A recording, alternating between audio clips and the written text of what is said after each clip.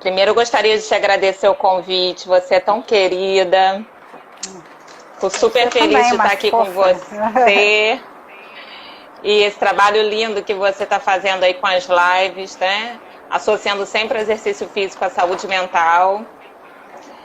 Então, eu quero te parabenizar por estar sendo incansável com esse tema, É, né? Que é tão importante para a gente nos dias de hoje. pois é. Acho que agora eu Isso tô mais. é, Agora acho que eu é, acho que um- eu equilibrei o celular. eu não sei se você teve a oportunidade de assistir a live do Luiz Fernando.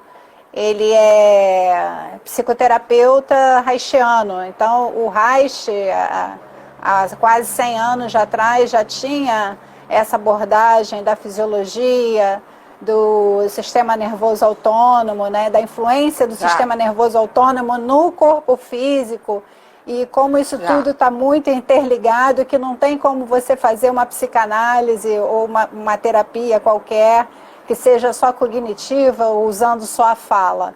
Né? Então, Exatamente. É. você vir hoje aqui vai fechar isso tudo, trazendo a neurociência, trazendo a sua visão de trabalho tão linda, tão profissional, tão querida, com tanto conhecimento. Ah, obrigada. Então, sim, respondendo a sua pergunta sobre a trajetória, rapidamente, né? Eu sou professora de educação física, né? Graduada em educação física.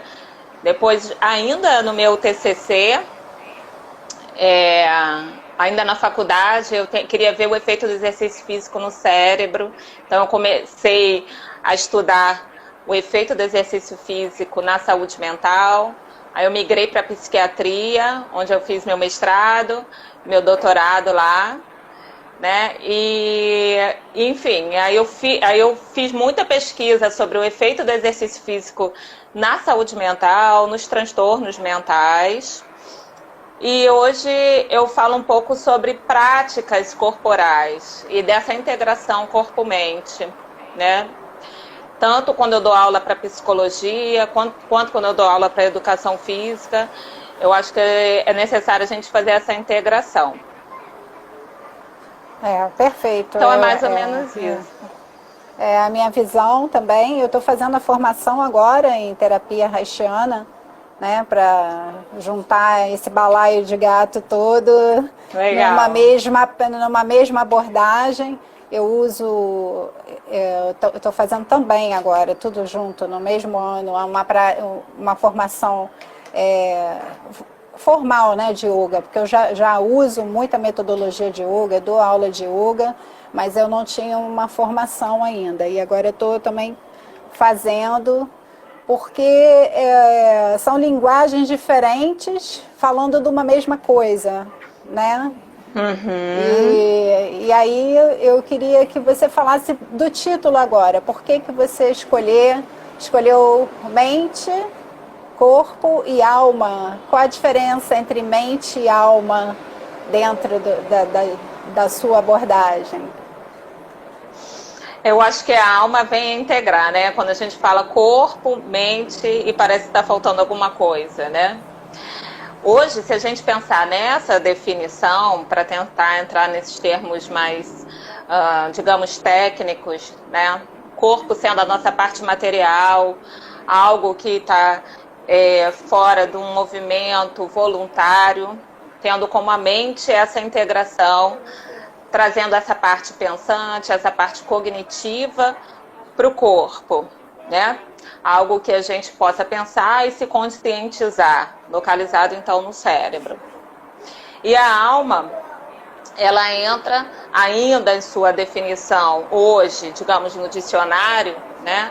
Já que é um tema estudado desde o século XVII, sobre o que é corpo, sobre o que é mente, aonde fica a alma, e esses estudos por filósofos, por teólogos, por psicólogos, e que ainda vem até hoje, né? Que ainda até hoje há essa grande discussão, mas hoje a gente entende como alma como sendo uma energia vital, um fluido vital, que vai dar essa essência a esse corpo, né?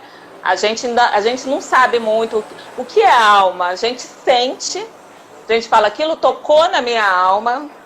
A gente fala, aquilo é a alma do negócio. Aquilo é a alma da minha empresa, como sendo a essência daquela empresa, né? A gente tem essa percepção, aquela pessoa está doente da alma, a gente usa isso na nossa linguagem, mas ainda há uma certa problemática nessa definição por conta do cunho científico, porque é algo que a gente não toca, não é algo que a gente mensura, né? Então ainda há essa discussão, ainda há essa falta de definição, e se realmente existe, se não existe, né? Então, seria não sei se foi a sua conexão, a minha que caiu. Para mim. Essa definição seria, então a alma seria o fluido vital que transborda em tudo no mundo ou nos seres vivos. E vamos lá, fala então a visão da neurociência, né, em cima dessa, quase que vista como uma filosofia, né, a gente que trabalha entende que tem um pouco mais além do que é corpo, do que é mente. O Reich tentou definir lá, que aliás a definição vem do século XVII, do Orgon, né? De uma energia eletromagnética mensurável, em que foram feitas muitas experiências, e depois eu vou te perguntar mais umas outras coisas, mais dúvidas que eu tenho em relação por que a ciência não aprofundou a grande visão do Freud, depois de Jung, depois do Reich, que é a libido, né? Como essa grande energia que nos constitui, que nos dá saúde, e que, segundo o Reich, esse fluxo energético tem que se manter em homeostase para a saúde física e mental. Então, vamos lá. Pois é, isso aí é complicado. Mas vamos lá. Estou tentando colocar meu celular aqui reto. Bom, então, a visão da neurociência, né, sobre isso. A gente não consegue separar. Não sei se você está me ouvindo, está um pouquinho de barulho, eu acho que é aí onde você está, não sei. É aqui. É difícil a gente separar corpo e mente, né? Isso já há muito tempo tentado separar, né? A gente tem lá desde do século XVII, com Descartes falando o corpo, a mente, essa visão cartesiana, né? Só que hoje a gente não separa mais corpo e mente. Um está integrado no outro.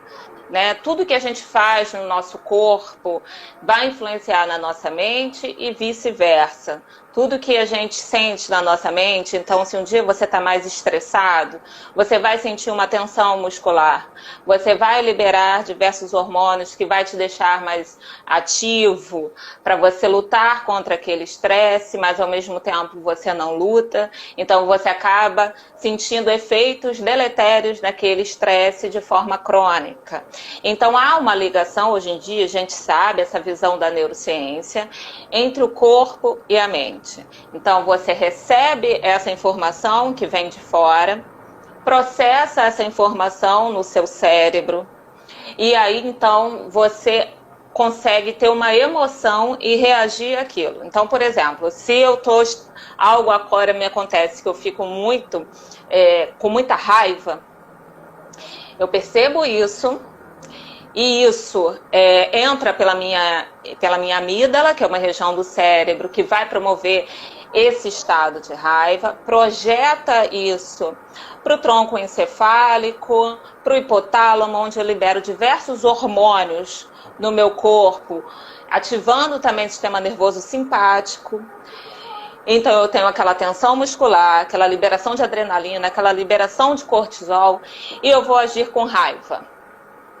Aonde que está essa liberação de cortisol, essa liberação de adrenalina? No meu corpo. Então, o meu corpo inteiro age nessa emoção de raiva.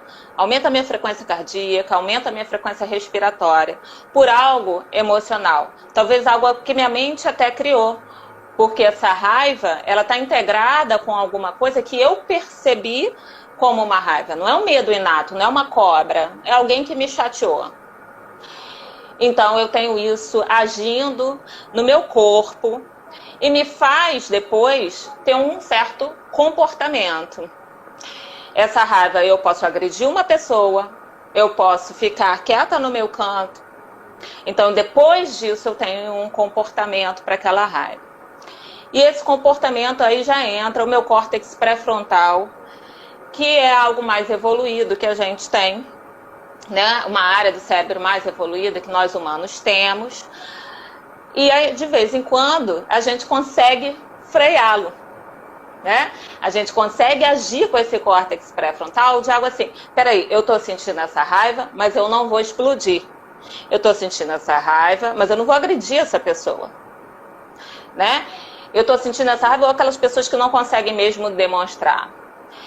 Então, nesse meio do caminho, entre você perceber aquela emoção que é do seu corpo e você ter um comportamento e depois dar nome àquele sentimento que é mais evoluído, que é mais complexo, nesse meio do caminho pode haver uma falta de recurso àquela pessoa. Né? Aquela pessoa, ela pode, porque qual seria o melhor recurso? Conversar. Falar, olha, isso que você me fez não achei legal, né? Será que a gente não consegue agir de outra forma? Será que a gente não consegue fazer isso de uma outra maneira?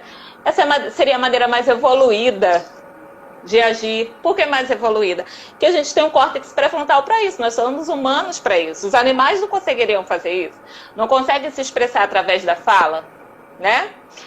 Então essa seria uma maneira mais evoluída, mas nos falta muitos recursos, ou a gente não consegue acessá-los, né? Por N motivos. Pela maneira que eu fui criada, por algo que aconteceu comigo no passado, ou às vezes por estresses momentâneos. Falo, nossa, naquele momento eu não era eu. Vamos supor, nessa pandemia que a gente está passando, né? A gente, numas condições atípicas, às vezes dentro de casa, fala assim, nossa, eu tomei umas certas atitudes que não era Helena naquele momento. Então, há uma certa dualidade entre o que eu sinto e, às vezes, como eu ajo, como eu me porto naquela situação. Então, a neurociência, ela explica isso como esse estímulo de fora agindo no seu corpo. Ok, aumentou então minha frequência cardíaca, minha frequência respiratória, cortisol, adrenalina. Agora, essa informação também vai para o córtex pré-frontal. Então, corpo, agora vem a mente.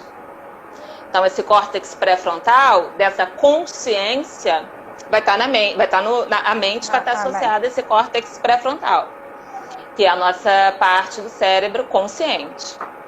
Então, esse córtex pré-frontal, ele vai dar um sentimento àquilo e vai fazer com que eu modifique o meu comportamento. Essas coisas, elas têm que estar integradas. Quanto mais, então, você falando dessas formações super importantes que a yoga traz, né? Que diversas terapias corporais, né, que existem por aí hoje, que inclusive o professor de educação física, o fisioterapeuta, às vezes não acessam, fica mais para o campo da psicologia, né? Exatamente. Tem as terapias da bioenergética, que são super lindas, também super ricas.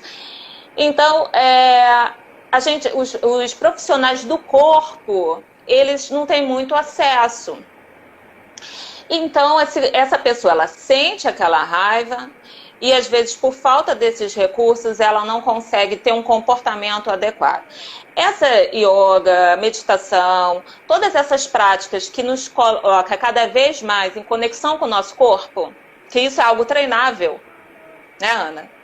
Exatamente. A discussão hoje pela manhã na yoga foi exatamente essa, né? É treinar o relaxamento, treinar a respiração, treinar, estar aqui e agora, né, no momento, tudo isso são hábitos treináveis. Mas eu acho que essas questões, Helena, elas, que você estava dando o exemplo da raiva momentânea, né? Eu recebi uma informação e respondi com a amígdala, ou não, foi lá para o córtex pré-frontal e respondi conversando, com uma conversa. Agora, tem muitas coisas, né? Porque a doença mental, quando a gente fala de depressão, transtorno de ansiedade, ou síndrome do pânico, ou outras doenças, essa raiva, ou esse medo, ou essa dor, ela é ancestral. Ela está lá no desenvolvimento do sujeito, num lugar talvez inacessível, né? Você acha que o trabalho apenas físico ele teria condição de acessar e resolver essa dor ancestral? Nenhuma doença, nenhum transtorno desses que você citou, uma só terapia é capaz de resolver, né? Porque esse cérebro dessa pessoa, ela foi moldado, primeiro geneticamente. Então, como que eu respondo ao ambiente, como que eu tenho os meus comportamentos? Pelas sinapses que eu faço. Essas sinapses, elas têm um conteúdo químico. Então, eu tenho uma sinapse que tem ali serotonina, dopamina, noradrenalina, etc. E esses conteúdos químicos e esses receptores, no início da minha vida, do meu cérebro, eu os recebi geneticamente. Se eu tenho alguma alteração em algum receptor ou na formação de uma serotonina, a química daquele cérebro é geneticamente já alterada. Então, digamos, eu vou fazer um bolo. Eu sei que eu tenho que botar a farinha, eu sei que eu tenho que botar o açúcar, mas o meu açúcar, ele já é um outro tipo de açúcar. Então, aquele ingrediente daquela pessoa pode, na hora dessa formação, formar um outro tipo de bolo. Então, essa pessoa ela já tem um conteúdo genético já favorecendo ela a ter um determinado transtorno. Na gestação, essa mãe, então estou falando de um zigoto. Isso. Vem o desenvolvimento desse embrião. Essa mãe libera ali cortisol, se é uma mãe estressada, tem uma interação grande com o ambiente, que pode, então, ir todo esse conteúdo químico para esse cérebro explodindo de desenvolvimento. E vai alterar também, morfologicamente, neurofisiologicamente, esse cérebro em formação. Hoje a gente sabe também que tem a epigenética. Isso. São fatores externos que vão ativar ou desativar determinados genes. Então, aquela criança nasce e nesses primeiros anos de vida, nos quais já tem ali um cérebro, ainda não totalmente formado, mas já muito mais formado comparado a um embrião, e o córtex pré-frontal dele vai ser moldado naquele momento. Então, são as sinapses que ele vai fazer. Essas sinapses elas vão fazer e vai ser fortalecida naquele momento. Então é ali que aquela criança que pode sofrer de um abandono, de maus tratos, e aí ela vai crescendo. E aí ela vai entendendo aquele ambiente ali, às vezes um ambiente de briga, né? Às vezes um ambiente hostil, e vai fazer toda uma formação nesse cérebro das interações sinápticas. Então isso vai estar impactando lá na frente. Aí entra nesses momentos de raiva, nesses momentos que eu respondo ao ambiente. Histórica, né? Uhum. É a raiva, todas as minhas emoções, meus comportamentos e meus sentimentos, que vêm as sinapses que eu formei, então, nesses primeiros anos de vida, moldar minha personalidade. Por que eu sou assim? Por que eu ajo assim? Então, tem tudo isso que eu estou falando, né? Claro que esses primeiros anos de vida, eles são cruciais, mas depois também, esse cérebro ainda sofre impacto, que é um cérebro plástico. Sendo ele plástico, ele vai ter alterações positivas ou negativas. Tanto para o bem quanto para o mal, né? Eu posso influenciar essa plasticidade de uma forma positiva ou negativa. Ou negativa. Aí vem a sua pergunta de ter uma intervenção só que poderia resolver. Visto isso, nem com um fármaco seria capaz de resolver, né? Então a gente tem aí o exercício físico, que é riquíssimo de aumentar todos. E alguém perguntou, seria neuroplasticidade? Sim, plasticidade. Seria neuroplasticidade, Paulo Figueiredo, querido. Então, nesse sentido, esse cérebro está sendo moldado. Aí vem o exercício físico, que faz uma explosão de liberação de serotonina, de dopamina, de aumento de receptores, de sinaptogênese, formação de novos neurônios. Então, já estou fazendo... Isso eu falo um exercício físico aeróbio, por exemplo. Então, eu já estou trazendo uma certa riqueza para esses ingredientes do cérebro. E aí vem a psicoterapia. A psicoterapia vai moldar o seu córtex pré-frontal, vai influenciar na neuroplasticidade. Você vai fazer um aprendizado, né? Enquanto você faz a psicoterapia. Você vai falar assim, nossa, minha visão está completamente errada. Eu posso alterar essa minha visão. Aí você faz um novo caminho para aquele cérebro. Vem a parte nutricional. Hoje a gente sabe que o intestino é o nosso segundo cérebro, onde a gente produz 90% da nossa serotonina. Então tem uma intervenção do que você está comendo também, favorecendo a saúde daquele cérebro, deixando um cérebro menos inflamado. Vem o apoio social. Então você tem uma liberação de ocitocina quando você sente amor a quem está próximo de você. Vem um contato com a natureza, que é importantíssimo para o nosso equilíbrio circadiano. E também vem a espiritualidade, que aí é quando a gente entra nas questões da alma. Né? E que como ainda é que são obscuras. E como é que você vê? Eu li um livro há muito tempo chamado A Neurologia da Religião, acho que é isso. Enfim, tem alguns experimentos que fazem com a meditação, com a oração, que é uma forma de meditação, de uma transformação ou de uma ativação de determinadas áreas. Você leu sobre isso? Você pode falar um pouquinho sobre isso? Posso. Quando a gente faz uma oração ou uma meditação, os estudos tem mais estudos com meditação, né? A meditação, ela te coloca, ela tem um efeito no cérebro, assim, muito eficaz e por várias vias, na verdade. Então, quando a gente estava falando anteriormente de você fazer uma meditação baseada em mindfulness, que é você prestar atenção naquele momento presente, se abrir ao momento presente, você está ativando áreas do teu cérebro que vai te permitir olhar para o seu interno. Então você vai treinar a cada vez mais se perceber. Então antes de você tomar uma ação, ter um certo comportamento, opa, eu já percebi que eu estou alterado. Porque a pessoa ela toma uma atitude depois que ela se dá conta daquilo. Quanto mais eu estiver aberto para as minhas alterações internas, fisiológicas, mais eu estou em contato comigo mesmo e eu consigo escolher cognitivamente qual que é a melhor ato para eu ter naquele momento para reagir nesse estímulo ambiental. A meditação ela faz isso porque ela muda a neurofisiologia e a neuroanatomia da ínsula, que é uma região do córtex que está aberta para o meu interno, para as minhas percepções internas, e para o meu córtex somatosensorial. Então, eu estou cada vez mais aberta a perceber as minhas sensações. E a meditação, ela traz isso, essa mudança para esse cérebro, né? Aos poucos você vai mudando esse cérebro para isso.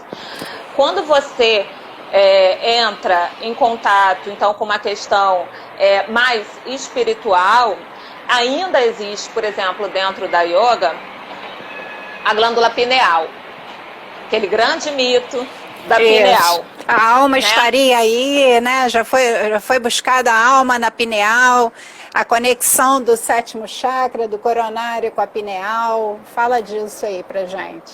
Pois é, que eu acho maravilhoso.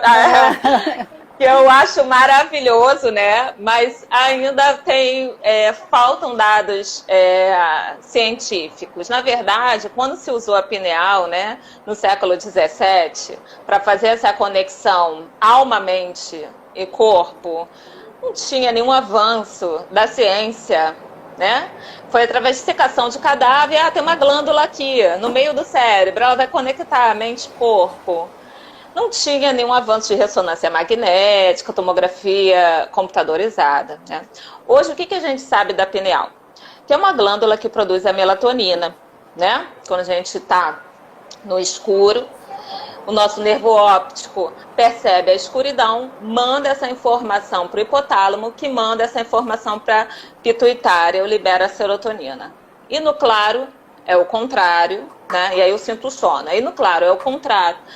E aí eu paro de sentir sono. Então é um ciclo, eu preciso do claro e do escuro. Eu preciso da luz e da escuridão, né? Filosofando, pode levar isso aí. Se eu fosse lacaniana, já ia fazer um gancho aqui. Mas não haveria luz se não fosse a escuridão, fosse a escuridão. Lulu Santo. Então, há esse ciclo que a gente precisa, muito alterado na modernidade, né? Tanto é que quando a gente está em ambientes como você está, de natureza, de mais contato com a natureza, quando a gente vai para uma fazenda, uma casa na praia, que a gente fica mais na praia, o que acontece? Parece que a gente volta, né, à nossa essência, porque a gente acorda mais cedo, acorda com a luz do sol, e a gente parece se integrar mais com a natureza, né? E a gente fala, aqui faz tão bem para minha alma. E bota a mão no peito. E bota a mão no peito, né? Outra coisa, bota a mão no peito. Algumas doenças, essa é a questão de botar a mão no peito, né? Algumas doenças estão mais ligadas a um desajuste simpático e outras mais ao desajuste parasimpático, né? Vamos falar em depressão e ansiedade, que dá bem para as pessoas perceberem isso. Essa mudança, esse desequilíbrio no sistema autonômico, ele tem que ser de uma forma crônica ou uma forma aguda de comportamento também pode fazer essa alteração nesse sistema. Como assim? Você está falando se eu consigo fazer uma intervenção pontual para mudá-lo? Seria isso? Não, se a doença em si, ela tem que existir de uma forma crônica. Deixa eu ver, está faltando palavra. A depressão e a ansiedade, né? Que uma trabalha mais num desequilíbrio simpático e outra mais no desequilíbrio parasimpático. Esse desequilíbrio, ele vem de forma aguda ou crônica, é isso? Era essa a pergunta. Bom, se eu entendi mais ou menos, vou tentar responder. Primeiro que hoje em dia a gente tem tipos bem diferentes de depressão. E acho que isso pode mudar um pouco, né? A gente associa mesmo, né, a depressão ao parasimpático, no qual a pessoa ela está mais cansada, com mais lentidão, com mais fadiga crônica, menos reativa ao ambiente, e a ansiedade ela estando mais agitada, né? Só que existem outros tipos de depressão também. Depressão também associada com altos níveis de cortisol e baixos níveis de cortisol, né?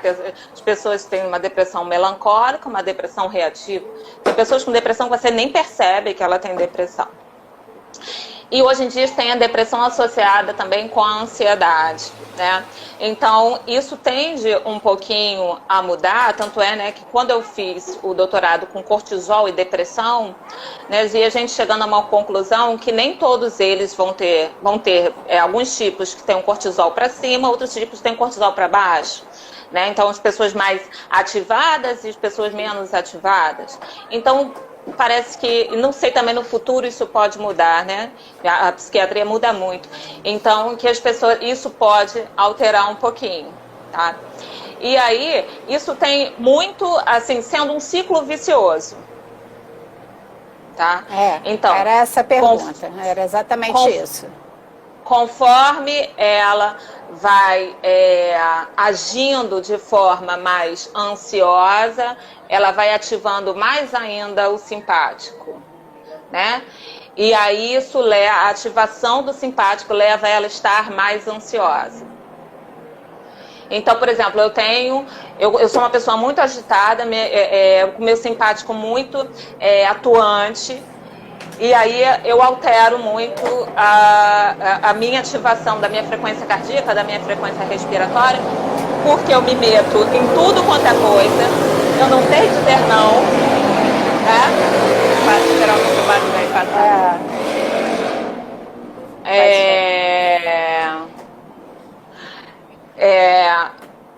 Tecnologias tipo Nerve Express, não conheço. Se puder falar.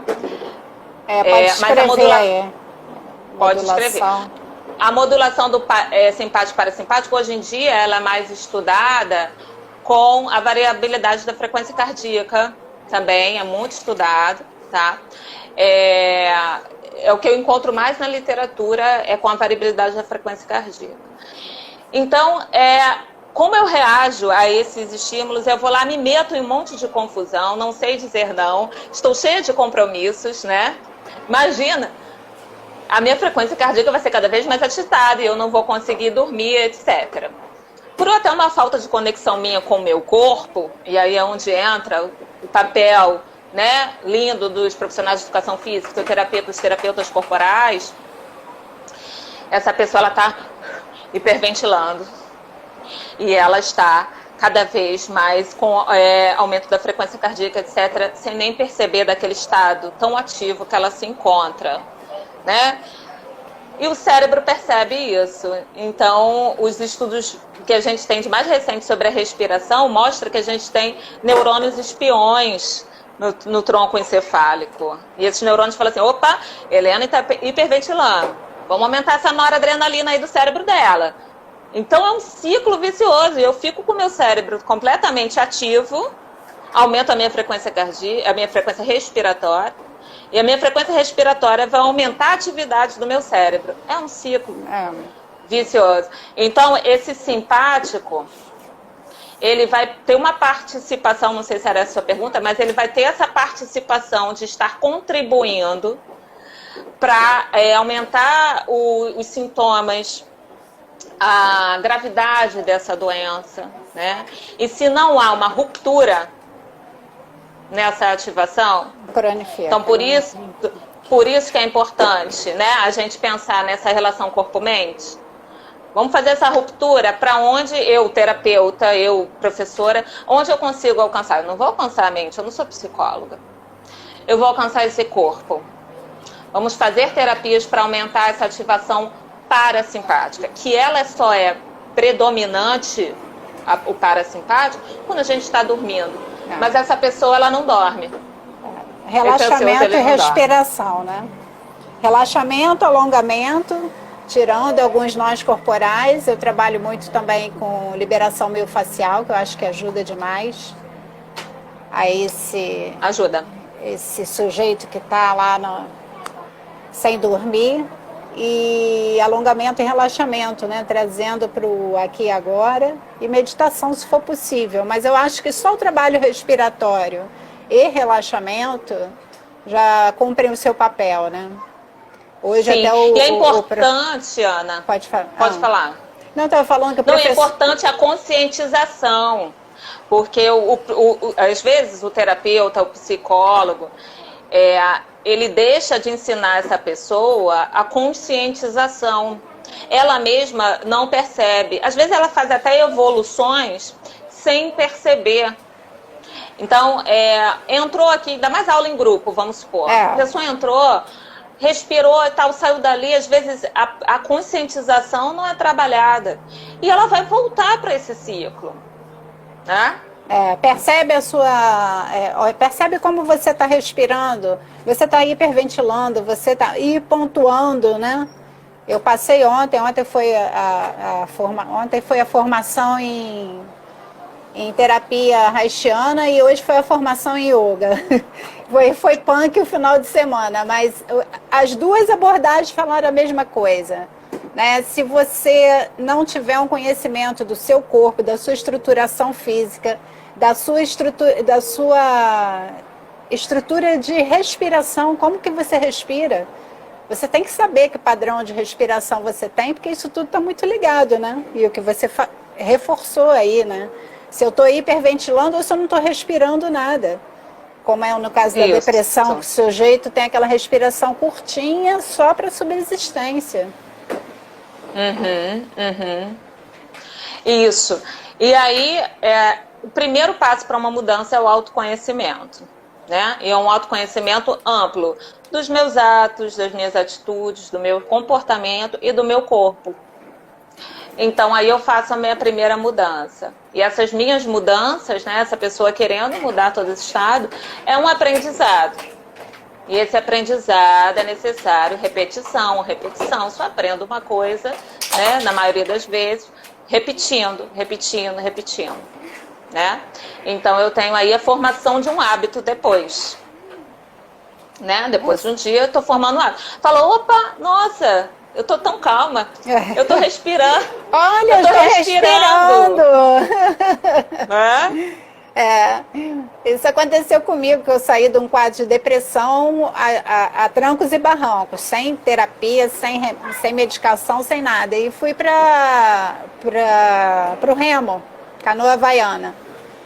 Eu falei, gente, eu não consigo remar, mas eu não tinha me tocado que eu não conseguia era respirar, eu não estava respirando, eu estava deprimida. Como é que o deprimido respira? Não respira, né? Não respira. Não respira.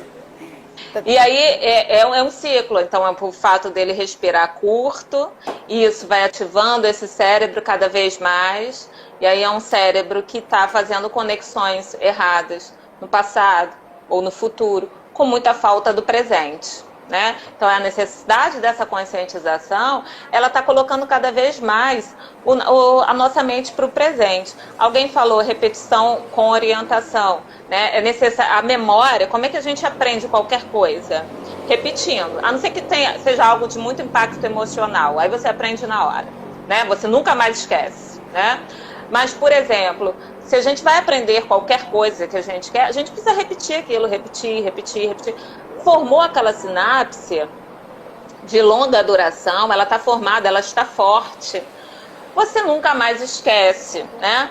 É a mesma coisa, daqui a um pouco você está com aquela sinapse formada, e aí eu aprendi a lidar corporalmente também com aquela situação. Então, já que às vezes é difícil acessar a mente, vamos acessar o corpo. Exatamente. Né? E aí eu mudando mais fácil. É mais fácil acessar o corpo do que o pensamento. É menos doloroso, né? É menos doloroso. Então, eu mudar a minha postura aqui, né? É meio filosófico a gente falar. É mudar a postura perante a vida. Por que filosófico? Porque cientificamente, tem poucos estudos que mostram isso, tá? De você mudar essa postura e aí você tem uma mudança neuroendócrina. Tem até um TED que fala sobre isso, tem umas pesquisas de Harvard que fala sobre isso. Claudinha. Então, você mudar essa postura, né? Tem um estudo que fala você fazer aquela postura da Mulher Maravilha em frente ao espelho por 5 minutos, que aí te dá mais atitude perante a vida, né? E aí você fala, bom, será que isso funciona? Será que isso não funciona? Mas na prática a gente sabe que funciona. Nem tudo é necessário se comprovar tão cientificamente. Ou às vezes a ciência não evoluiu o suficiente para ter como medir. Tem certas coisas, a questão da pineal para mim é isso. Talvez alguém aqui falou do Dr. Sérgio Felipe de São Paulo, que ele faz, minha amiga Denise, adora respiração Mulher Maravilha. Sérgio Felipe, né? Sérgio Felipe fala muito da pineal. Fala muito da pineal. Só que assim, a pineal, ela libera melatonina. A melatonina, ela não serve só pra gente dormir. Hoje em dia a gente sabe que a melatonina, ela tem um efeito neuroprotetor muito grande. E ela, sendo regulada por ciclo claro e escuro, né, ela vai estar... ela sendo regulada por esse ciclo claro e escuro, né, o que a gente está envolvendo aí? A natureza. E uma vez que você envolve a natureza, que aí hoje em dia o estudo com a natureza ela está aumentando bastante, quanto que a natureza vai influenciar beneficamente para a nossa saúde mental. E aí a gente acaba entrando até numa questão espiritual, porque aí quando a gente fala subjetivamente, isso faz bem para a minha alma, às vezes é um contato com a natureza. Agora, se é por ali que é uma comunicação com algo que a gente não vê com os nossos olhos, se é uma onda eletromagnética, né, que vai abrir com uma prece, com espíritos, etc., isso ainda não está comprovadamente, né, cientificamente comprovado. Né? Existem essas teorias, eu gosto muito do Dr. Sérgio Felipe, mas ele tem essas hipóteses dele muito bem embasadas, mas ainda não se sabe se realmente a pineal ela vai fazer essa relação com a alma, né? Mas é isso que você falou, tem coisas que a gente não precisa muito desse olhar ocidental, porque isso é um olhar ocidental. O olhar do oriental, o oriental vai no seu fluido vital, seja pelo chi, pelo ki, pelo prana, né? E vai regular através de tai chi, de reiki, né, de pranayamas, regular seu fluido vital. Ele não precisa de comprovação científica. E a gente sabe que funciona. Né? Alguém perguntou sobre o apoio, a representação familiar nesse paciente, o suporte para o nosso cérebro, para a nossa redução de estresse, ele é muito importante. Você bota um animal sozinho, isso para ele é um estresse. Bota um rato sozinho, isso para ele é um estresse. Quando você tira ele da família, isso para ele é um estresse. Então, um rato que tem ali um suporte familiar junto, mesmo que você coloque em situações de estresse, mas com um irmão, com uma mãe, ele se sente menos desprotegido, ele tem menos resposta de estresse. Então, a gente estar junto hoje da nossa família, né, mesmo nesse momento tão difícil, minimiza muito as nossas situações de estresse, e para um paciente é igual, com algum transtorno, né? Suporte emocional. Mesmo mesmo que a família seja neurótica, ainda melhor ficar neurótico junto do que sozinho, né? Mas família também a gente escolhe, né? Esse suporte não necessariamente vai ser de algum membro familiar mesmo. Às vezes família a gente escolhe quem está junto, né? Mas, às vezes, o que você falou também é importante, porque é um momento de ressignificado, né, Ana? Muito. A gente tem... sair para trabalhar é um tipo de fuga, né? Também, é um tipo de fuga também. E hoje em dia, a gente não sai para trabalhar, né? Então, a gente está tendo que lidar com muitas coisas da nossa família, de quem está ali morando com a gente, ressignificando muito isso para se tornar um momento de aprendizado, né? De que estava sendo necessário antes da pandemia. Que quando você se movimenta, né? Quando você sai, quando você está no trabalho, quando você está na escola, você tem a oportunidade de tirar outras coisas do bolso que não são exatamente suas. Agora, quando você está trancado em casa apenas com a sua família, você só vai tirar do bolso aquilo que você tem. Então, se o que você tiver no bolso tiver qualidade, ótimo, tudo bem, vamos dividir a qualidade. E se não for a qualidade? Né? Se for a mentira, a depressão, a raiva, a tristeza, enfim. Aí... realmente é questão de readaptação à nova realidade e uma grande oportunidade para ressignificar. E o que é interessante também, que essa área cerebral que a gente está falando, que é a ínsula, é a área também da empatia. Então, quanto mais eu sei de mim, mais eu percebo o outro. Então, quanto mais eu estiver treinando, de perceber todas as minhas reações físicas, que a meditação traz muito isso, e outras terapias também, né? E nem precisa de algo eu não preciso fazer uma formação em meditação, porque aí muitas pessoas falam, eu não sei meditar, eu não sei professora de yoga. Mas sentar um pouquinho, né, sem os estímulos externos e olhar um pouquinho para dentro, alguns minutos, né, isso já vai estar te favorecendo a ativar a ínsula. E essa área da ínsula é a área da empatia também. Se eu não percebo as minhas alterações, é difícil eu olhar para o outro se eu não me de forma integral. Não é aquela doação louca que eu me dou para o outro e não me dou a mim mesma, né? De uma forma integral, de uma boa relação. Então a ínsula, ela tem esse papel e ela é treinável e ela se modifica com isso também. Então nesse momento, olha a importância, né, desse autoconhecimento corporal para minha convivência em casa. Porque eu entender que cada um, por exemplo, tem o seu tempo. Às vezes o outro tá ali que só vê televisão, que só quer falar de Covid, né? Ou tá muito choroso, ou entrou num pânico, ou, enfim. Nesses momentos, a gente entender que cada um tem o seu momento, o momento dele. Ele está passando por isso agora. Não necessariamente a gente mora numa mesma casa, que todos têm que estar no mesmo estado cognitivo e emocional de uma certa situação, né? Então é importante para a gente ter essa empatia, e nesses momentos essas terapias corporais, elas ajudam muito, porque fazem toda essa integração, né? Não consegue ser só corpo. Atinge também a mente, o cérebro, né? De forma significativa. Eu lembrei de uma história agora que contaram que o Swami foi convidado para dar yoga num presídio. E ele chegou lá no presídio, as pessoas daquele jeito, imagina um presídio na Índia. E aí ele falou assim, o que eu vou fazer com essas pessoas? E resolveu botar todo mundo para relaxar. Deitou todo mundo, barriga para cima, e ficou orientando, fiquem relaxados, respirem, fiquem relaxados, e respirem, fiquem relaxados, e respirem, fiquem relaxados, e o cara cutucando um ao outro, rindo, se mexendo e tal. Aí ele ficou meia hora nesse respire e fique relaxado, foi embora achando que não fosse voltar.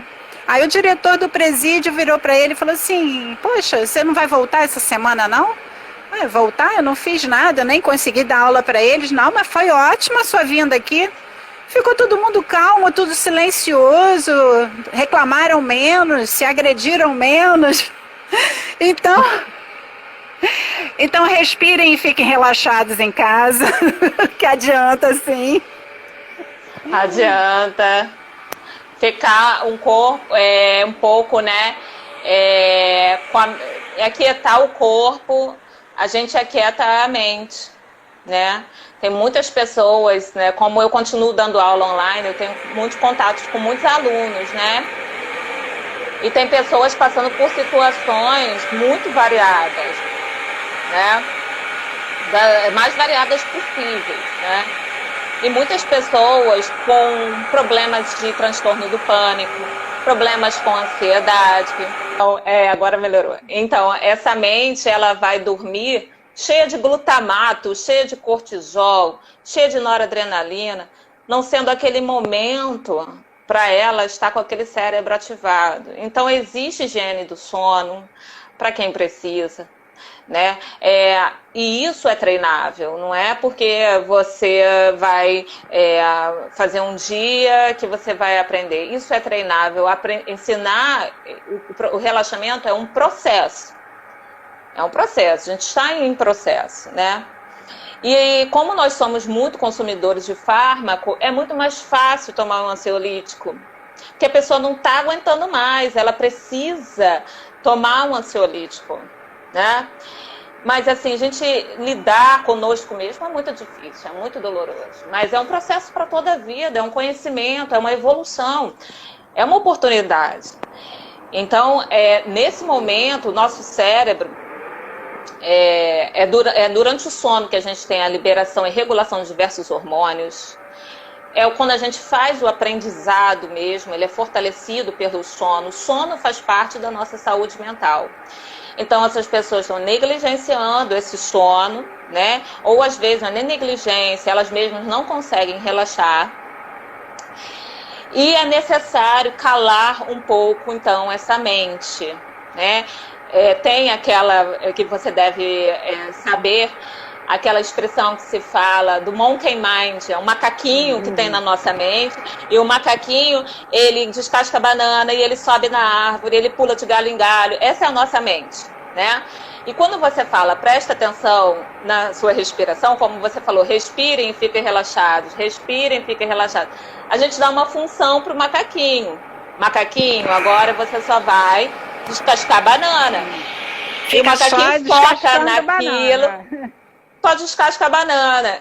Então, o que significa isso? Esse cérebro todo diminuiu glutamato, que é um neurotransmissor excitatório, diminuiu noradrenalina, diminuiu cortisol, diminuiu tantas sinapses, tantas conexões, que não é necessário no momento de sono.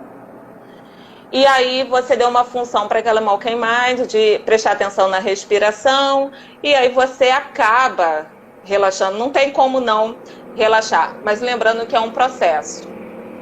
Né? Exatamente. Você não vai dormir na primeira noite, talvez não na segunda, talvez nem na primeira semana, mas se treinar, acaba conseguindo conciliar o sono e relaxar o suficiente para isso. Né? E agora, a função do exercício físico, ele mais intenso, que anteceda o relaxamento.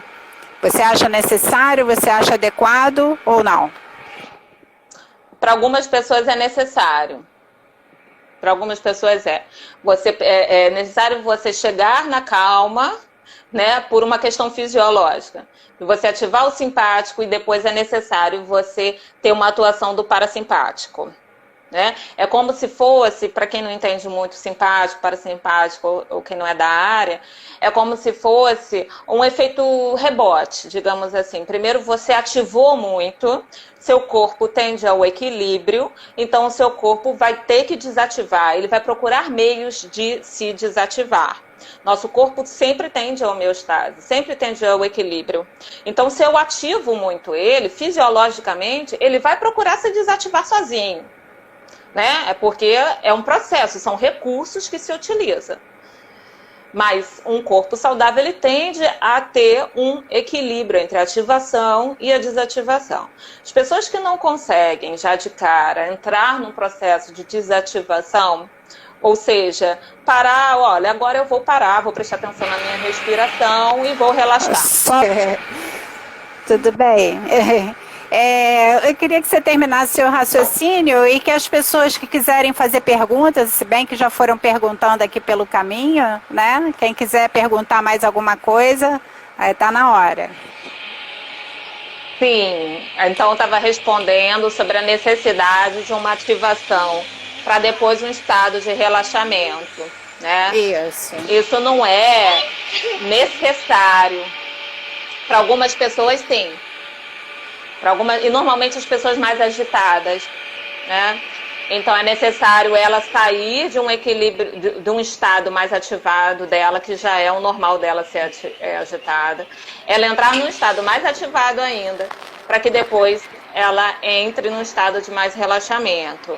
Então há necessidade para algumas pessoas, sim, mas não é necessário, tá? Para todo mundo. Tá bom? Tá bom. Helena, querida, um prazer falar com você. Vamos ver se a gente fala de outra coisa mais pra frente.